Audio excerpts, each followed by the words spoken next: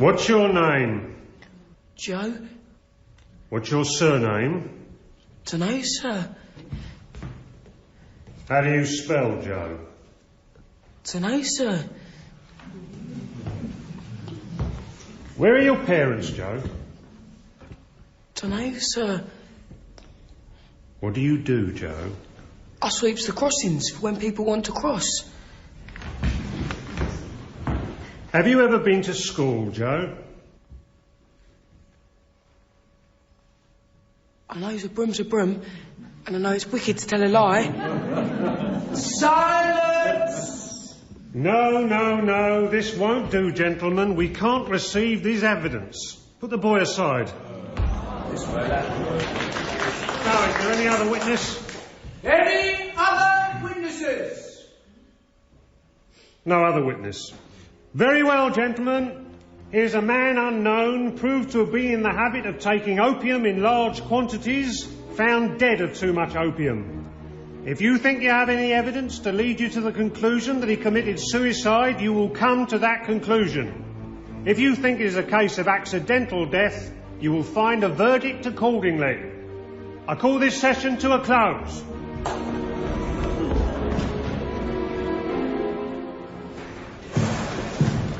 The court may not be interested in what you have to say, Joe, but I'm interested. Did you know Nemo? Yes. How did you know him, Joe? At night he'd go walking. He used to speak to me. What did he used to say, Joe? He'd ask me how I slept, how I bore cold and hunger. He used to give me food. Did he give you money? When he had me, he would have been glad to give it to me. When he had no money, he'd say, I'm as poor as you today, Joe. Did you ever see him with anyone, Joe? Did he have any friends? He didn't have none. Are you sure? I know, because one night I was sitting in a doorway near his crossing, and he asked me if I had any friends. When I said no, he said, me neither. Not one. Have you brought something to tell? Miss Flight, the woman who comes to Chancery every day. Does she live there? Upstairs. She's not well, though. Nerves. I am Mr. Guppy from Kensington Carboys of Lincoln's Inn. Is it to do with the inquest? What inquest? There's been a death here. One of my lodgers. No, it's nothing to do with that. I have something for her. They call me the Lord Chancellor, you know, and they call my shop the Chancery. Really? Because I collect everything. Old parchments and papers. I can't bear to part with anything. I get nothing. How do I get to Miss Flight's room? Through the shop. Up there. Oh, who is it? Miss Flight.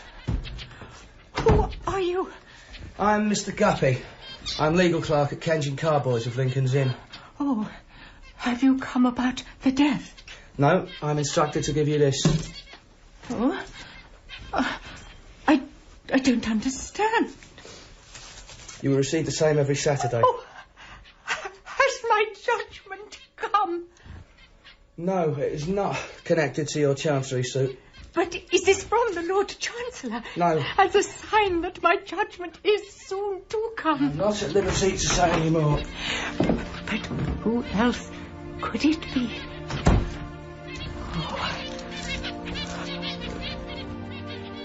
My guardian, Mr. Jarndyce, once told me that there are two classes of charitable people.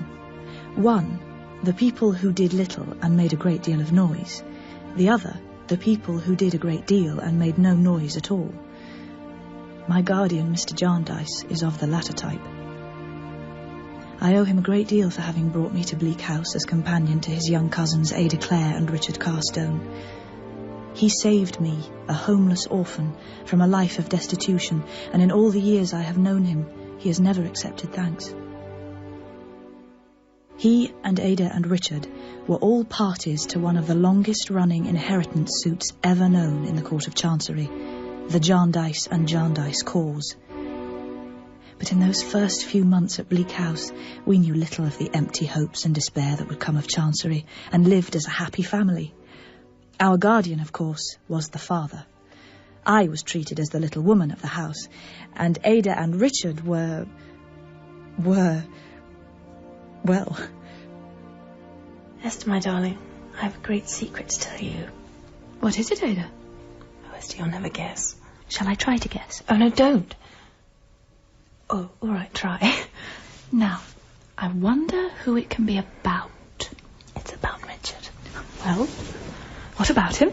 Oh, Esther, you'll never guess. Well, he says... I know it's very foolish. We're both so young, but he says... He says he loves me dearly, Esther. Does he indeed? I never heard of such a thing. Why, my dear, I could have told you that weeks and weeks ago. Oh, but Esther, that's not the worst of it. Yes? I love him too. Oh, Ada. I do with all my heart. I do with all my whole heart, Esther. I love him too. When I contemplated these relations between us four which have so brightened my life, I certainly did contemplate afar off the possibility of you, Rick, and you, Ada, going through life together. But that was afar off, Rick, afar off. You were about to begin your training in medicine. We look afar off, sir. And I'll finish my training before we marry. Yes. In the meantime, Ada should continue to live here at Bleak House with Esther and me. Where else, dear cousin? Well, I might tell you that you don't know your own minds yet, that 1,000 things may happen to divert you from one another, but I will not do that. All I say is, if you do change, if you do come to find that you have less in common as man and woman than you did as boy and girl, don't be ashamed still to confide in me, for there will be nothing monstrous or uncommon in it. Rick, the world is before you. Constancy in love is a good thing, but it means nothing without constancy in every kind of effort. No real success in great things or in small can be wrested from fortune. I will work my fingers to the bone for Ada, sir. And I will work my fingers to the bone for Richard. Love her, Rick, in your active life no less than in her home when you revisit it, and all will go well. Otherwise, all will go ill. That's the end of my preaching. Richard left us the next evening to begin his new career, and committed Ada to my charge with great love for her and great trust in me. I know you're the best spy I could wish for. You're to write to me every week and tell me how my dear Ada is doing. And you, Richard, should stop thinking about me and concentrate on being an excellent doctor. I will. It touched me then to reflect, and it touches me now to remember having what I have to tell, how they both thought of me, even then. No, she will live with us. I was a part of all their plans. I was to be Ada's bridesmaid when they were married. I was to live with them afterwards. I was to keep all the keys of their house. I was to be made happy for ever and a day. And if the suit should make us rich, Esther, which it may, you know... Richard? My dearest Ada, why not? Did better declare us poor at once? Oh, I don't know about that. But at all events, it won't declare anything at once. It hasn't declared anything in heaven knows how many years. Too true. Yes, but the longer it goes on, dear cousin, the nearer it must be to a settlement one way or the other. Now, is that not reasonable? You know best, Richard. But it may be better to forget all about it. Well. Thank you. Then we will forget all about it. We can sign the whole thing to oblivion. Esther puts on her approving face and it's done.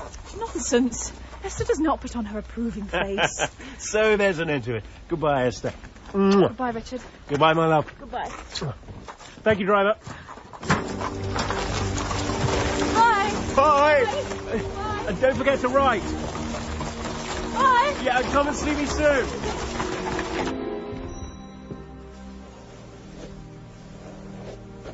Oh, Hortense. Oh, I'm sorry to startle you, my lady. I have been sent to inform you, my lady, that your lawyer is here. Does he wish to see me? Yes. Will he be staying? Well, I don't know, my lady. I was just told to get you. Well, tell him I will see him at dinner.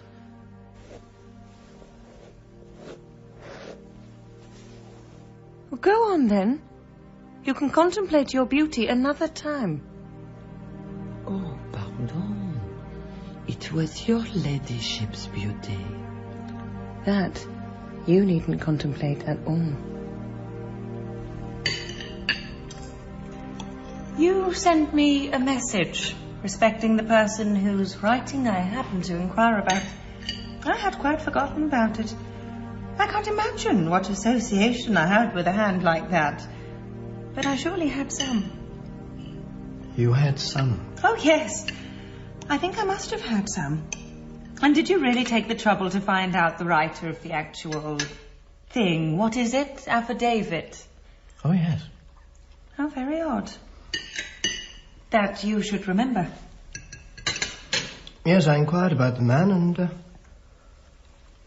and I found him.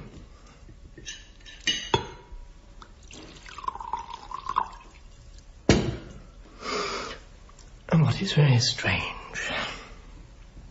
I found him. Yes. I found him dead. Oh, dear me. Not while we're eating. I was directed to his lodging. A miserable, poverty-stricken place, and I found him dead. You will excuse me, Mr. Tulkinghorn. I think the less said... Pray, Celesta. Let me hear the story out. It is quite a story for twilight. How very shocking. Dead? Whether by his own hand... Upon my honour, really. Do let me hear the story. Whatever you desire, my dear, but I must say... No, you mustn't say.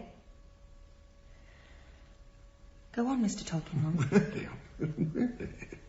I was about to say that whether he had died by his own hand or not, it was beyond my power to tell you. He had unquestionably died of his own act, though whether by his own deliberate intention or by mischance can never certainly be known. The coroner's jury found that he took the poison accidentally. And what kind of a man was this deplorable creature? Very difficult to say. He had lived so wretchedly and was so neglected. Looked like a gypsy. A gypsy? Tell me what he looked like. Really?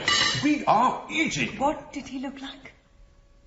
He had wild black hair and a beard. I should have considered him the commonest of the common, but the surgeon had a notion that he had once been something better. What did they call this wretched being?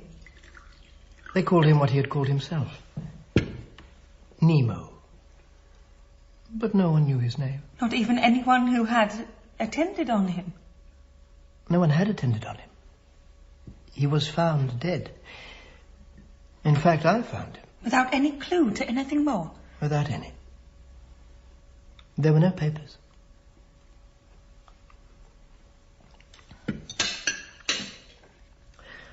I hope this hasn't been a shock for my lady. Why should it be? You look pale. So do you, Mr. Tulkinghorn. It must be the light. Our guardian had some business to attend to in London, and decided that Ada and I should go with him so that we might see Richard, who had been placed with a surgeon in Chelsea. We were to spend a week there, and took up our abode at a cheerful lodging near Oxford Street, over an upholsterer's shop. London was a great wonder to us, and we were out for hours and hours at a time, seeing the sights, which seemed to be less capable of exhaustion than we were.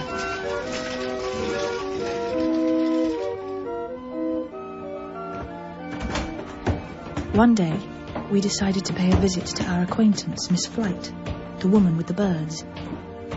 We arrived to find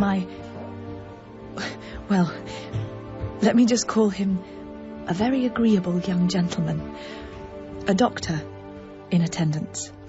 Miss Flight is much better, and may appear in court as her mind is set upon it tomorrow. She's been greatly missed there, I understand. How are you, Miss Flight? The truth is, we have had death here. I am very susceptible to such horrid things. Only Mr. Woodcourt knows how much. Oh, my physician, Mr. Woodcourt. The ward's in Jarndyce. Oh. Not I.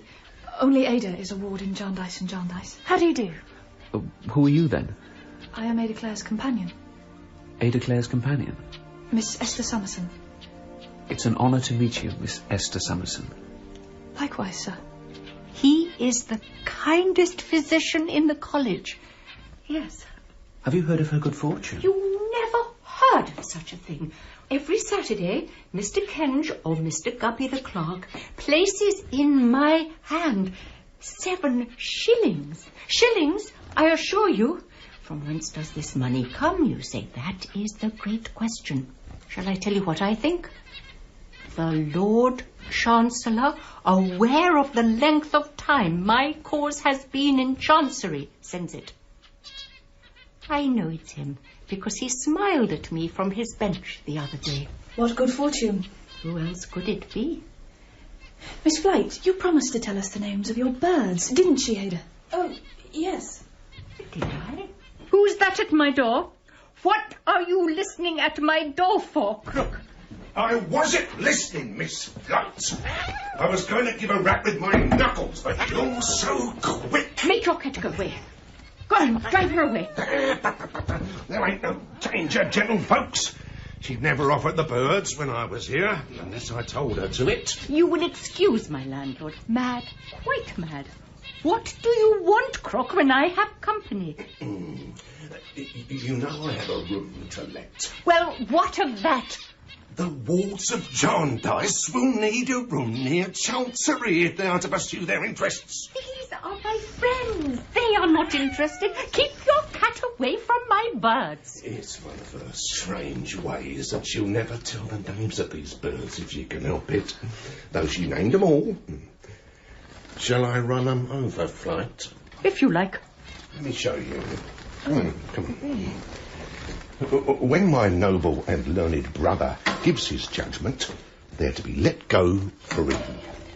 And then, if that ever was to happen, which it won't, the birds have never been caged, would kill them. There's hope, joy, youth, peace, rest, life, dust, ashes, waste, want, ruin, despair, madness, death, cunning, folly, words, wigs, rags, sheepskin, plunder, president, and jargon. That's the whole collection, all grouped up together.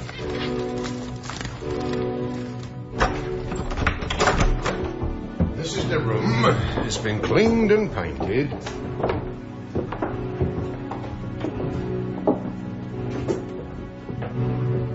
You were here when it happened? Miss Flight brought me here when the discovery was made. Very reasonable for such a location. But too late for me to be of any use to the unfortunate man. Chancery is only a short walk away. I've been coming here since, and being of some small use to her. You are a good and needed friend to Miss Flight. Here comes furnished. Really, Mr. Crook, we're not looking for a room. Why not? And he was just there, lying on the bed. Yes.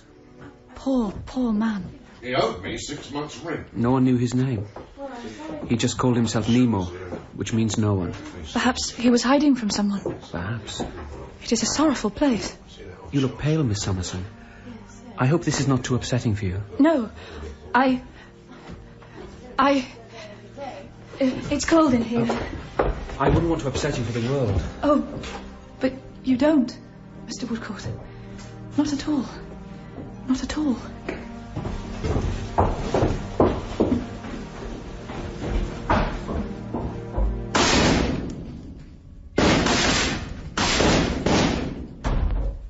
How do you do? Sergeant George. How do you do? Aye, middling. How does the world use you, Sergeant George? Pretty much as usual, like a football. My dear friend. So this is your shooting gallery. It's a delightful place. It's a picture. You never find that anything goes off here accidentally, do you, my dear friend? No fear of that. Has anybody ever hurt themselves here, my dear friend? Never. But they might, you know. Or hurt someone else. Deal. They mightn't mean it. Can we go anywhere away from these infernal firearms? Aye. There's an office at the back here.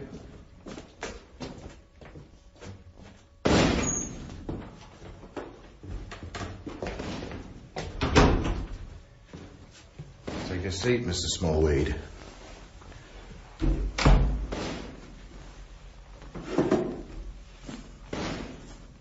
Here's 2 months' interest.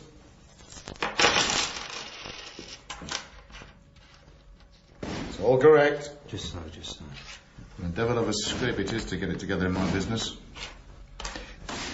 You'll sell me up at the last day, I suppose, when I'm a day in arrear.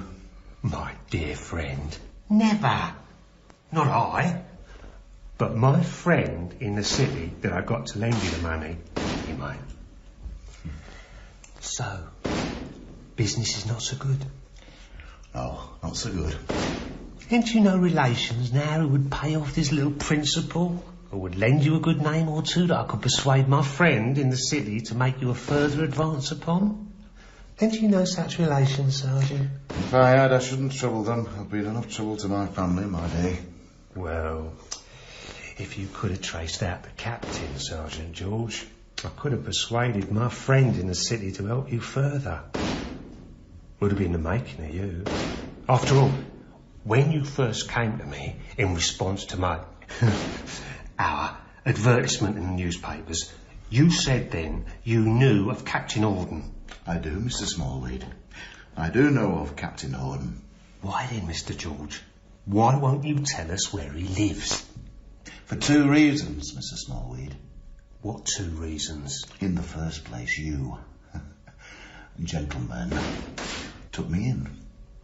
You advertised that Captain Horden was to hear of something to his advantage. Well? Well, it wouldn't have been much to his advantage to have been clapped in prison. How do you know that? Some of his rich relations might have paid his debts. Besides, he'd taken us in. He owes us immense sums. That's reason number 1. I hope number 2's as good. Why, no. No, it's a more selfish reason. If I had found him, I would have had to have gone to the other world to look. He's there. How do you know he's there? He isn't here. How do you know he isn't here? Hey, don't you lose your temper as well as your money. He was drowned long ago. He went over a ship's side. Whether intentionally or accidentally, I don't know. Perhaps your friend in the city does. My dear friend, be careful with that. So you think your friend in the city will be hard on me if I fall in a payment? My dear friend, I'm afraid he will. What are you doing, Sergeant? You're a damned rogue, Mr. Smallweed. You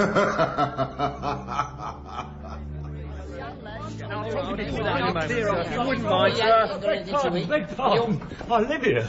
This is my shop. What's the matter? This boy, although he's repeatedly told to, won't move on. I'm always a moving on, Sarge. I've been a moving and a moving on ever since I was born. Where can I possibly move to, sir? He won't move on. Where can I move to? Out of here. No, where? Yes, really, Constable, really, that does seem a question, where, That's not my concern. There's no begging allowed here. My instructions are to keep this area clear of undesirables. No, look, I'm sorry. No, it's all right, sir. It's all right, sir. The boy is to move on. Really, this is a rumpus I can handle. You see, this is my shop. What's going on? Oh, no, leave it to me, my sweet. It's just a little disturbance. You go back inside.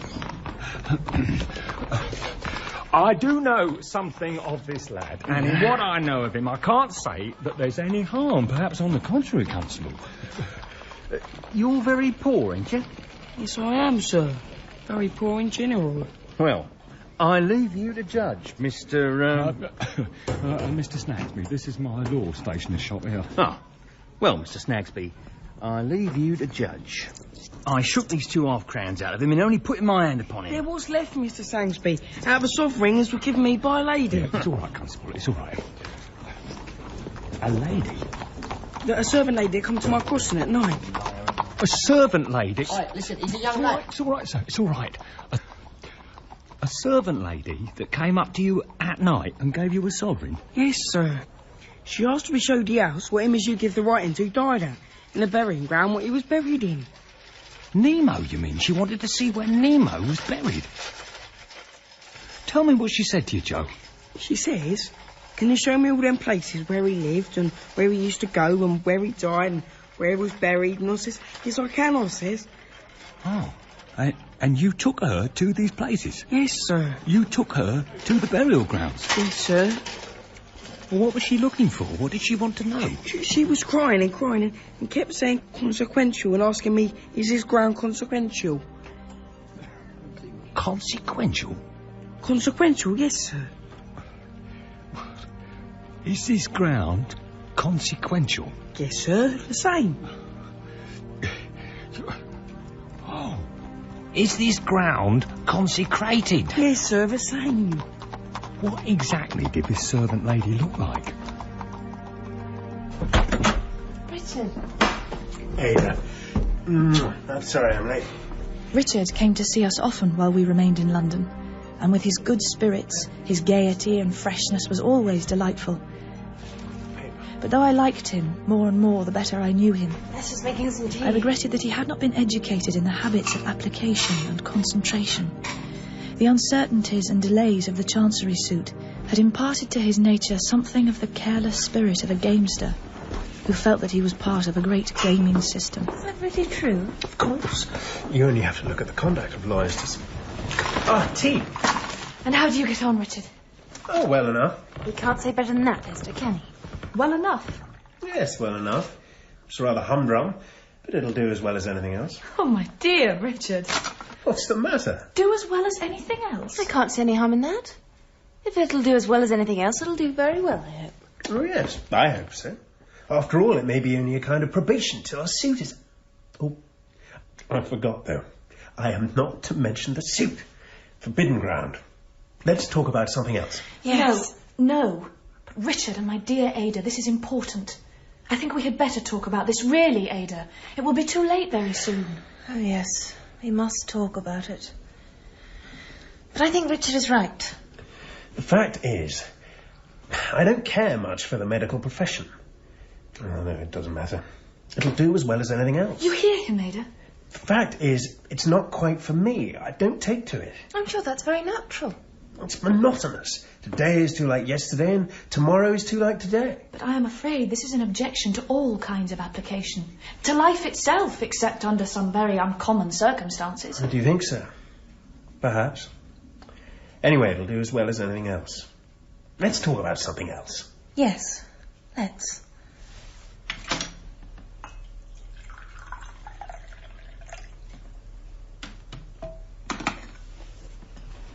Thank you. You see, I was a little hasty, perhaps, in my choice of career. But then again, I wouldn't have known if it was right till I tried. Now the question is whether it's worthwhile undoing all that's been done.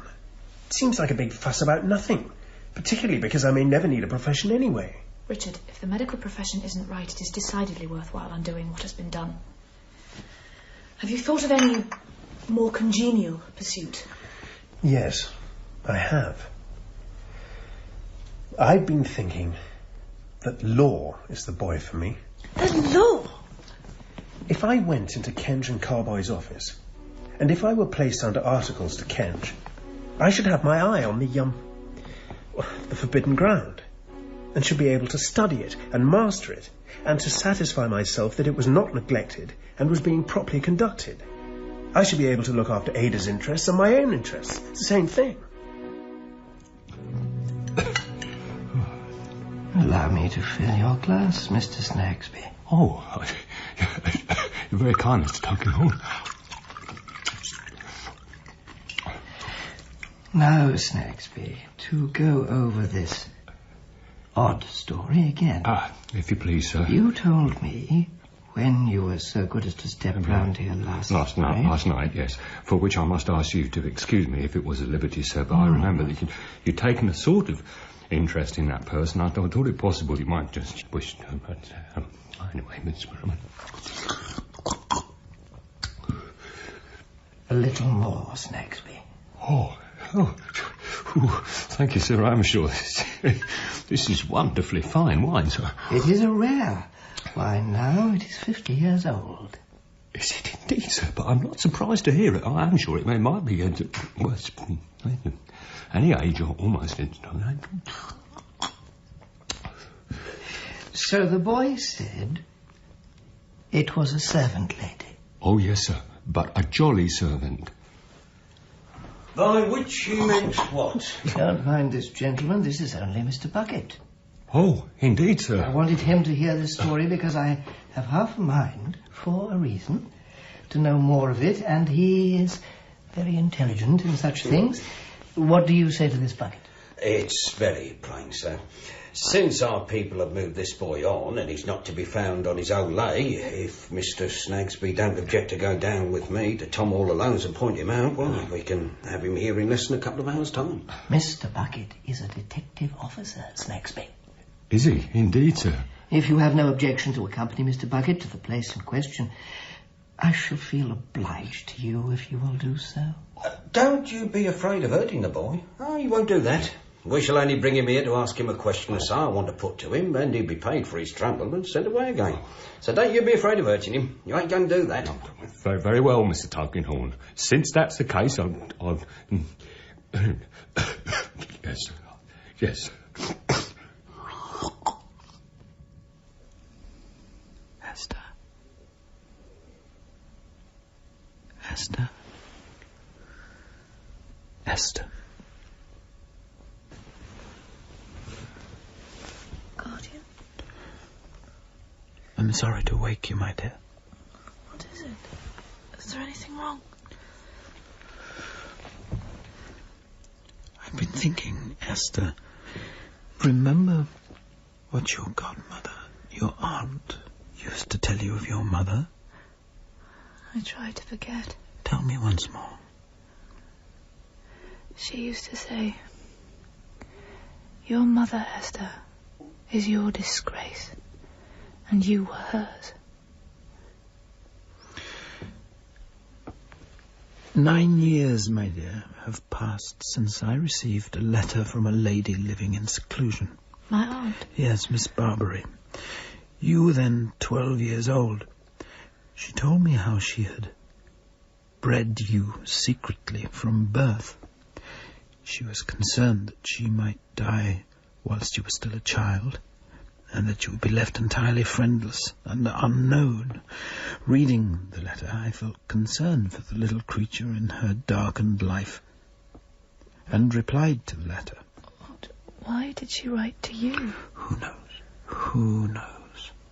She had long been estranged from all intercourse with the world. She refused to meet me, but she would see Mr. Kenge, my lawyer.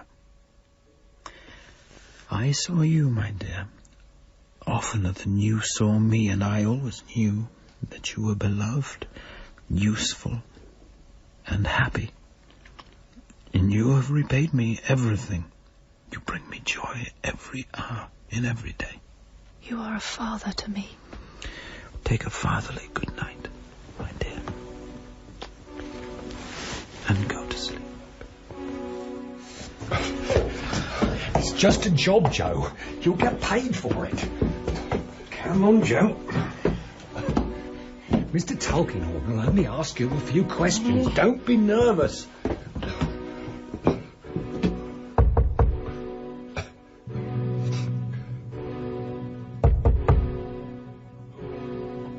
There's no answer. Yeah, Mr. Tulkinghorn mentioned that he might be out by the time we returned. Yeah, but I thought it was... Yeah, I've got the key here, look. He said we could let ourselves in. This way, Joe. That's right. Just through here. It's too dark. Now, why don't you just sit down here, Joey? That's it. You just sit down there and we'll wait a bit, eh?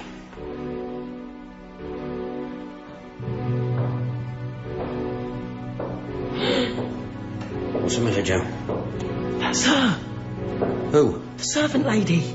How do you know that to be the servant lady? I know the bonnet and the gown. Be quite sure of what you say, Joe. Look again. Why am I looking? And that is the bonnet and the gown. What about those rings you told me of? No. Not rings like them. Not hands like that. Her hands were smaller, whiter. Do you recollect the lady's voice?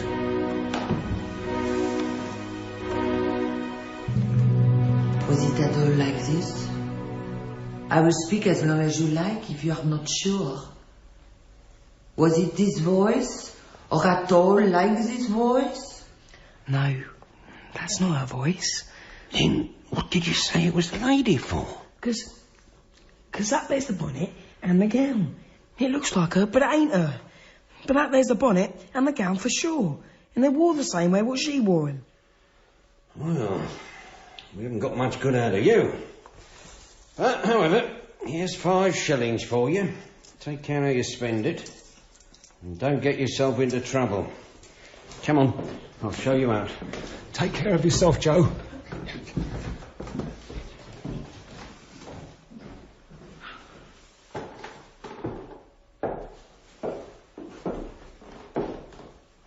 Thank you, Mademoiselle Hortense. I will give you no further trouble about this little wager. You will do me the kindness, sir, to remember that I hate my present place. I am looking for another situation. Certainly, certainly. Receive the assurance of my devoted gratitude, dear sir. Good night.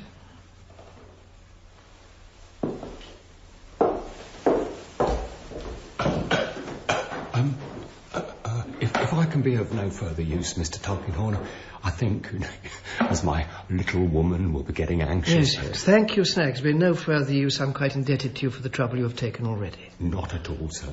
I wish you good night. Good night, Mr. Snagsby. Good night, Mr. Snagley. Good night, Inspector. Well, Bucket? There ain't a doubt that it was the other one with this one's dress on. The boy was exact respecting colours and everything. Mr. Woodcourt. I hope this is not an inconvenient time to visit. On the contrary, come in. It's always a pleasure to see you. How is your patient? Miss Blythe? Yes. Oh, she's much better. Oh, good. She is fit enough to be haunting the courts again. Come in.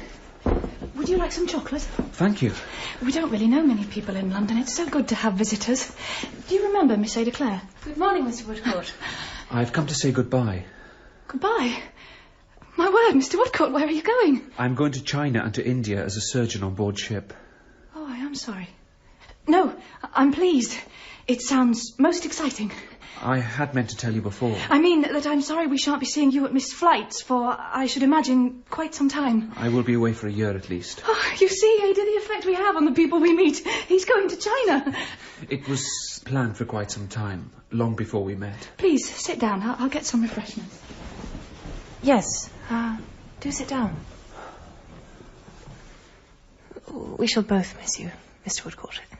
Yes?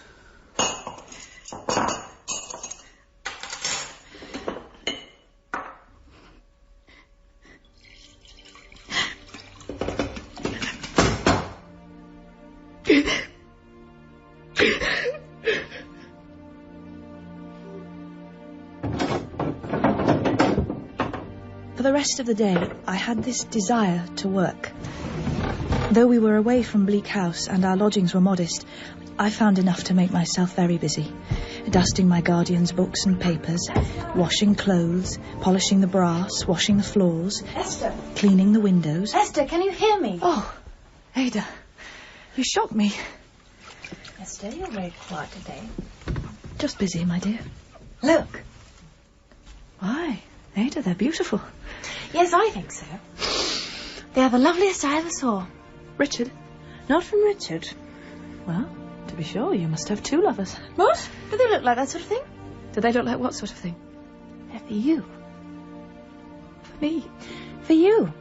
They were left behind by somebody. Left behind? Somebody was hurrying away to join a ship. Why me? Why do you think, silly? Why anyone would want to send flowers to you, I really can't say. I mean, what on earth would Esther be wanting with flowers?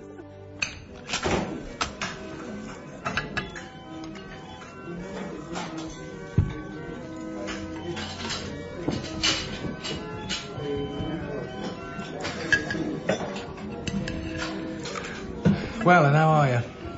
So-so. How are you? I'm not much to boast of. How is she?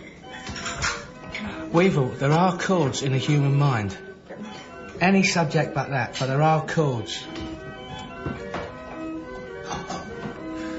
More pie? Yeah, thanks.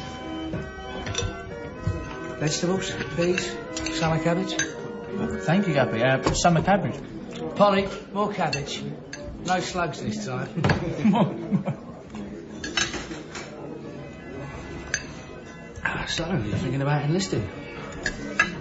I don't want to, but I ask myself the question, what am I to do? How am I to live? If I get a job back here, my creditors will come after me. What can I do? I've been keeping out of the way and living cheap down at the market gardens in Deptford. But what's the use of living cheap when you've got no money? You might as well live dear. Tony, since your departure from the North... Say got the sack. Say it, Guppy. Since I got the sack. That's what you mean. Since you left the inn, I've been thinking. You know Snagsby, the law stationer? He'll give you work copying documents. You wouldn't have to give him your real name. That's better than enlisting. Interested? Maybe. All right. You know Crook, the one who calls himself the Chancellor across the lane? Come, Tony, I think you know Crook, the Chancellor across the lane. I know him by sight. Very well. And you know his tenant, Little Miss Flight, the mad woman who sits in court every day. Everybody knows her. Everybody knows her very well. Now, recently it has been one of my duties to pay Miss Flight a certain weekly allowance.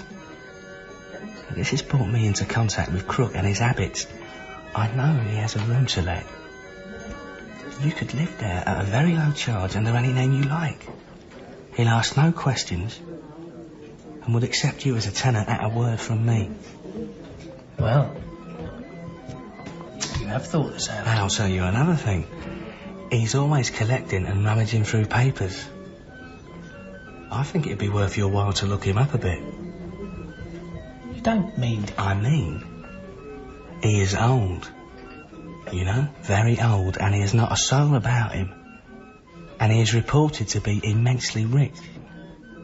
And whether he is a smuggler or a receiver or an unlicensed pawnbroker or a moneylender, all of which I thought possible at different times, it might pay you to find out a bit about him. Well, I'll tell you something else. I don't believe he's ever sober. Let's go see Crook now. Oh, one thing you should know. Crook's last lodger died there.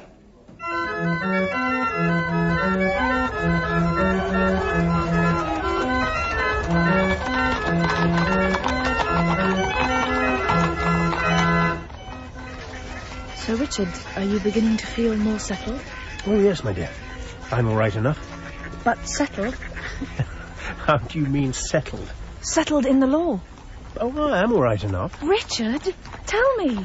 I can't say I'm settling down, because one can't settle down while this business remains in such an unsettled state.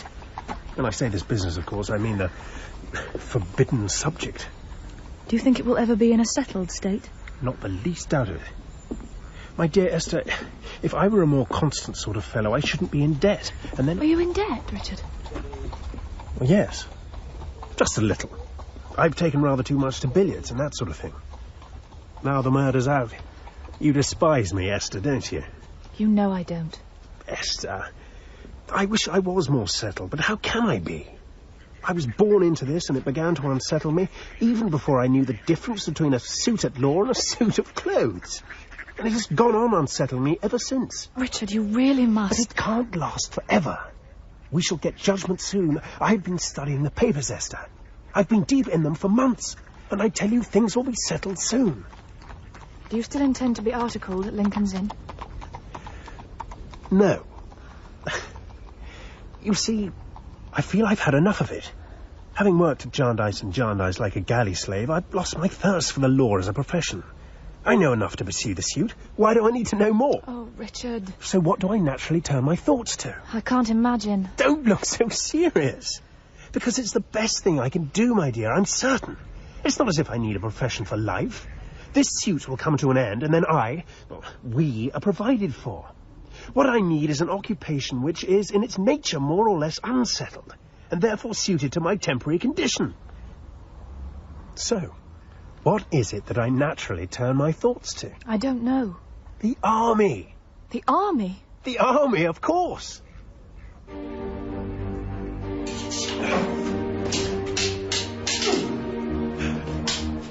Hold steady! You're opening yourself up! I'll strike you this time, Sergeant. You see, this is what I like about the army. The rules are clear. You win or you lose, not like chances. Concentrating, Mr. Carlson. Remember what I said? Oh, I'm concentrating. Once you pay for your commission, living is cheap. I can pay off my debts. I can even save, don't you think, Sergeant? Concentrate, Mr. Carlson. I could even be reasonably well off. At least I'd have enough to tide me over till my inheritance is finally settled. Mr. Carlson! Come on, then. You're opening yourself up to attack, Mr. Carlson. But if I don't attack, how can I score? Let your opponent tire himself out. Got you. You see, Sergeant? Oh, Mr. Carson. Got you.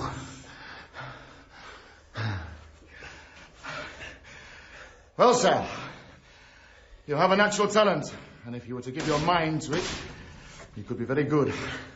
Thank you, Sergeant. I do confess I'm a little distracted. You see, I have to tell my guardian that I'm giving up law and joining the army. Aye. Will you disapprove? No. I think he'll understand. You're doing well, Mr. George. Prospering, please the powers. Aye. Go on. If you want to out with something, then out with it.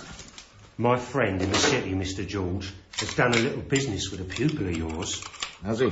Yes, sir. Well, I'm sorry to hear it. A young fella by the name of Mr. George of Carstone. He's about to join the army, and you teach him fencing, I understand. Aye, I may do. Got into trouble. Friends came forward and paid it all up. Honourable. Did they? Or do you think your friend in this city would like a piece of advice? I think he would, my dear friend. From you. Mm-hmm. Well, I advise him then to do no more business in that quarter. There's no more to be got by it. The young gentleman, to my knowledge, is brought to a dead halt. No, my dear friend. Not quite a dead halt, I think. He has good friends, and he's good for his pay, and he's good for the selling price of his commission, and he's good for his chance at a lawsuit, and he's good for his chance at a wife, and... Oh, I think my friend would consider the young gentleman good for something yet. But to pass from one subject to another, to promote the conversation, as a joker might say, to pass, Mr. George, from the ensign to the captain. What are you up to now, eh? What captain? Our captain. The captain we know of. Captain Alden. Oh, that's it, is it? Well, what about it? A lawyer has been in contact with me regarding our friend. My opinion still is that the captain is not dead. Nonsense. He's a famous lawyer. He wants to see some fragment in Captain Alden's writing. He don't want to keep it. He only wants to see it and compare it with the writing in his possession. Well? Come in, my dears, come in. Rick and I, Ada, are not quite of one mind. Come, Rick, put a brighter face upon it. You're very hard with me, sir. Well, I want to set you right. I want to set you right with yourself. Well, I hope you'll excuse my saying, sir, that I think I'm the best judge about myself. Well, I hope you will excuse my saying, my dear Rick, that it's quite natural for you to think so, but I don't think so. I must do my duty, Rick. Don't look so worried, Ada. Sit down. It's nothing, my dear, it's nothing. No. Rick and I have only had a friendly difference, which we must state to you, for you are the theme. Oh. Ada, you should know that Rick has now chosen his profession for the last time. He has his commission in the army and is to go to Ireland. All the money he has will be expended when he is fully equipped. He has exhausted his resources and is bound from now on to the tree he has planted. I have exhausted my present resources, and I'm happy with that. But those are only my present resources. Rick, for the love of God, you cannot rely on the family curse. Better to borrow, better to beg, better to die. Ada, my dear, all Richard had to start him in the race of life is spent. I recommend to him and you, for his sake and your own, that he should leave us with the understanding that there is no sort of contract between you two. I ask you wholly to relinquish for the present your engagement. Better to say at once, sir, that you renounce all confidence in me, and that you advise Ada to do the same. Better say nothing of the sort, Rick, because I don't mean it. You think I've begun ill, sir. I have, I know. You are very hard with me, sir. Harder than I could have supposed you would be. It is better for you both that Richard should be free. Why is it best, sir? It was not when we opened our hearts to you. You did not say so then. I have had experience since. I don't blame you, Rick, but I have had experience since. You mean of me, sir? Well, yes, of both of you. The time has not come for you to make promises to one another. It is not right. Come, come, my young cousins, begin afresh. Let bygones be bygones. Turn a new page in your lives. Richard, I think no choice has left us. It was strange to me that Richard should not be able to forgive my guardian for entertaining the very same opinion of him which he had expressed of himself in much stronger terms to me. But it was certainly the case. I observed with great regret that from this hour he never was as free and open with Mr. Jarndyce as he had been before. He had every reason given him to be so, but he was not. A rift began to emerge between them, which would never be bridged.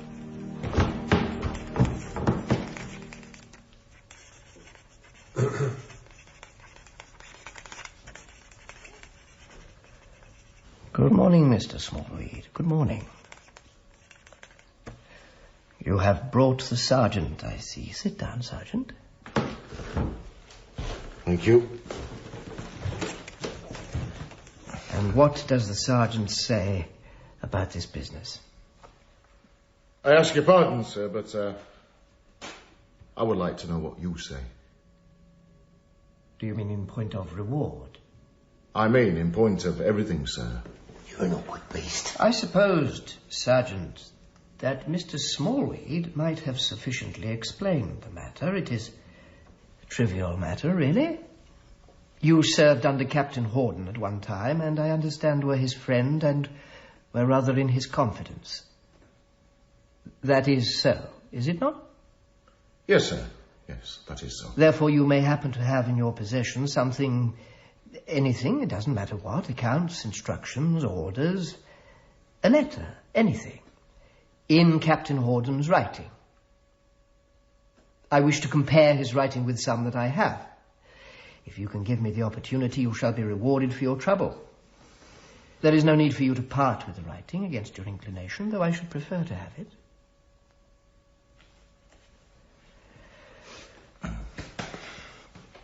The question is first whether you have any of Captain Horden's writing.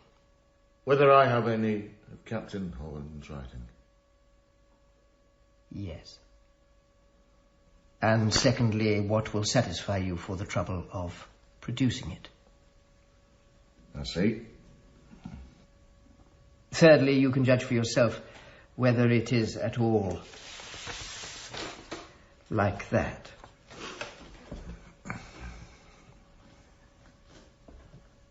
Well, what do you say? Well, sir, I would rather, if you excuse me, have nothing to do with this. Why not? Why, sir? Except on military compulsion. I am not a man of business. I have no head for papers, sir. I can stand any fire better than a fire of cross questions, and when I come into things of this kind, I feel as though I am being smothered. And that is my sensation at this present moment. You are the best judge of your own interests, Sergeant. Please yourself. Please yourself. My dear friend, I must advise you not to be rash. You must do what this eminent gentleman requires. and do it with a good grace, confident that it will be unobjectionable as well as profitable. Will you allow me to ask you why you want to see the captain's hand, sir? In the case that I could find any specimen of it. No, if you were a man of business, Sergeant, you would not need to be informed that there are confidential reasons, very harmless in themselves, for many such wants in the profession to which I belong. But if you are afraid of doing any injury to Captain Horden, you may set your mind at rest about that. Aye. He's dead, sir. Is he? Yes. Well, sir, I'm sorry not to have given you more satisfaction. I'll take my leave of you then, sir. By all means.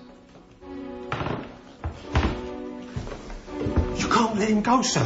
He's got the letter buttoned to his breast. I saw him put it there. Violence will not do for me, my friend. No. I know, sir. But never mind, sir, never mind. At the most, he's only his own way for a little while. I have him in a vice, you see. I'll twist him, sir. I'll screw him. If he won't give it up with good grace, I'll make him do it with bad. I'm going to crush you, Sergeant George. In episode 2 of Bleak House by Charles Dickens, Claire Price played the part of Esther Summerson, Michael Kitchen, John Jarndyce, Anton Lesser, Tulkinghorn, Honeysuckle Weeks, Ada, Robert Portal, Richard, Rob Jarvis, Guppy, Daisy Beaumont, Lady Deadlock, Michael Atwell, Crook, Jean Marsh, Miss Flight, Brendan O'Hay, Woodcourt, Ellie Haddington, Hortense, Eamon Boland, George, Roger Frost, Smallweed, Danny Waters, Joe, Beric Kaler, Bucket, Greg Hicks, Snagsby, Del Sinnott, Weevil, and Hugh Terry, the Constable. Bleak House is a Goldhawk Universal production, dramatised and directed by John Dryden for BBC Radio 4.